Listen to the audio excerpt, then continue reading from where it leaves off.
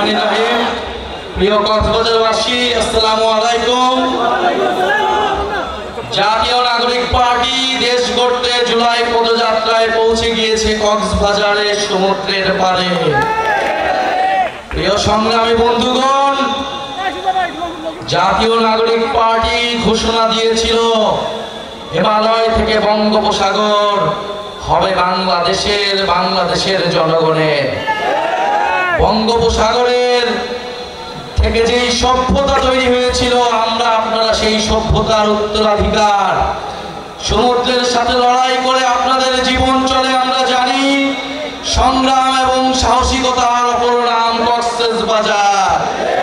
প্রিয় সংগ্রামী বন্ধুগণ, এই কক্সবাজারের মাটি থেকে আমরা আজকে জাতীয় নাগরিক পার্টি গণ অভ্যুত্থানের 1 বছর পূর্তিতে আমরা আপনাদের কাছে এসেছি জুলাই গণ অভ্যুত্থানের বার্তা নিয়ে, নতুন বাংলাদেশের বার্তা নিয়ে।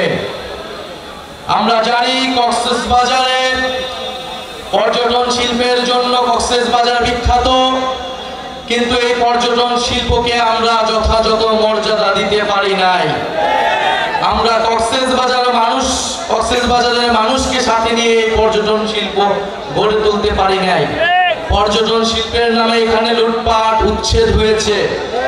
আমরা চাই পরিবেশ বান্ধব পর্যটন শিল্প গড়ে তুলতে হবে, যেখানে কক্সবাজারের মানুষের হক এবং অধিকার নিশ্চিত করতে হবে। প্রিয় সংগ্রামী কক্সবাজারবাসী, আমরা জানি রোহিঙ্গা ইস্যু দীর্ঘদিন ধরে বাংলাদেশে একটি সমস্যা হিসেবে বিবেচিত হয়ে রয়েছে। রোহিঙ্গা জনগোষ্ঠীর প্রতি আমাদের দরদ রয়েছে।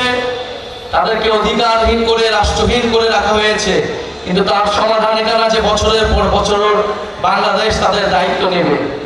রোহিঙ্গাদের দায়িত্ব নিতে গিয়ে আমাদের কক্সবাজারের মানুষের প্রতি আমরা বেইনসাফি করছি কিনা সেদিকেও আমাদের খেয়াল রাখতে হবে। ফলে কক্সবাজারের মানুষ তাদের যাতে নিরাপত্তা, আইন শৃঙ্খলার বিঘ্ন না ঘটে, এই সব কিছু বিবেচনায় রোহিঙ্গাদের প্রত্যাবর্তনের জন্য অতি দ্রুত আমাদেরকে ব্যবস্থা নিতে হবে। আমরা অন্তর্বর্তী সরকারের প্রতি আহ্বান জানাবো, ডক্টর ইউনূসের প্রতি আহ্বান জানাবো এবং পুরো বিশ্ব বিবেকের প্রতি আহ্বান জানাবো, আপনারা রোহিঙ্গা ইস্যুর দ্রুত সমাধান করুন। রোহিঙ্গাদের তাদের যেটা দেশ, তাদের যে রাষ্ট্র, সেইখানে তাদেরকে সম্মানের সহিত, অধিকারের সহিত পৌঁছানোর ব্যবস্থা করুন। প্রিয় সংগ্রামী বন্ধুগণ,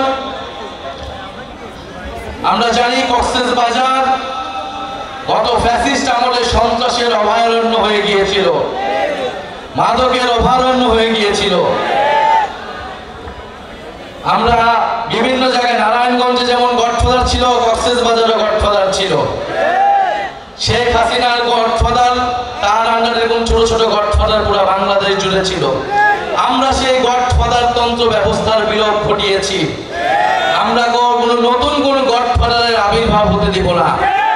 কক্সবাজারে নতুন কোন গডফাদারকে আপনারা মেনে নেবেন না, তার বিরুদ্ধে প্রতিরোধ তৈরি করুন। প্রিয় সংগ্রামী বন্ধুগণ, মাফিয়া তন্ত্র, গডফাদার তন্ত্র, স্বৈরতন্ত্র, পরিবারতন্ত্র, এই সব কিছুকে বাংলাদেশ থেকে উচ্ছেদ করতে হবে। জনগণের বাংলাদেশ, গণতান্ত্রিক বাংলাদেশ প্রতিষ্ঠা করতে হবে। প্রিয় সংগ্রামী কক্সবাজারবাসী, এই কক্সবাজারে আমরা জানি জুলাই গণ অভ্যুত্থানের সময় লড়াই হয়েছিল, আন্দোলন হয়েছিল। আপনাদের মাটির সন্তানেরা জীবন দিয়েছেন, শহীদ হয়েছে। আরো একজন শহীদের কথা বলতে চাই, যিনি রোহিঙ্গা কমিউনিটির হয়েও এই গণ অভ্যুত্থানে শহীদ হয়েছিলেন, শহীদ নূর মোস্তফা। আমরা চাই অবিলম্বে তাকে যাতে গ্যাজেটভুক্ত করা হোক। প্রিয় সংগ্রামী বন্ধুগণ, আমরা কক্সবাজারকে দেখি সম্ভাবনার জায়গা হিসেবে। হাসনাত আব্দুল্লাহ বলেছেন, বাংলাদেশের ভবিষ্যৎ, বাংলাদেশের সম্ভাবনা হচ্ছে এই বঙ্গোপসাগরে। আমাদেরকে সমুদ্র শক্তি, নৌ শক্তিতে শক্তিশালী হতে হবে। ফলে তার জন্য কক্সবাজারকে আমাদের শক্তিশালী ঘাঁটি হিসেবে প্রতিষ্ঠা করতে হবে। পুরা কক্সবাজারকে, পুরা বাংলাদেশটা বিশ্বের বুকে এক মডেল হিসেবে প্রতিষ্ঠা করতে হবে।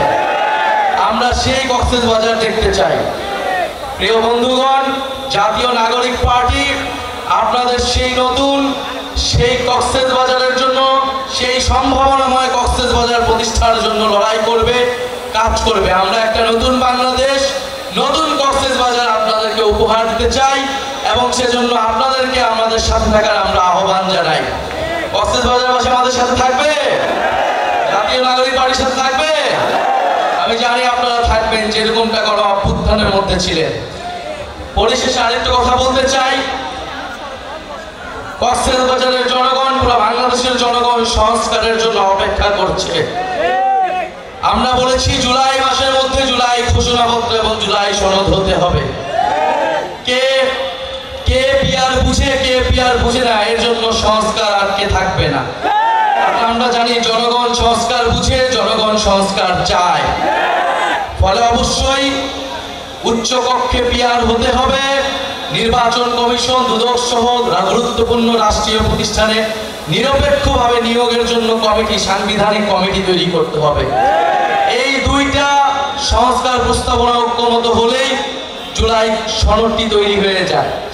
আমরা আহ্বান জানাবো জনগণের দিকে তাকিয়ে, বাংলাদেশের দিকে তাকিয়ে আমরা সকল দল যাতে সংস্কারের পক্ষে ঐক্যমত পোষণ করি। কারণ এই সংস্কার কোনো দলের পক্ষে নয়, কোনো দলের বিপক্ষ নয়, এটা বাংলাদেশের পক্ষে, জনগণের পক্ষে। প্রিয় সংগ্রামী বন্ধুগণ, 3 আগস্ট শহীদ মিনারে আমরা জড়ো হচ্ছি।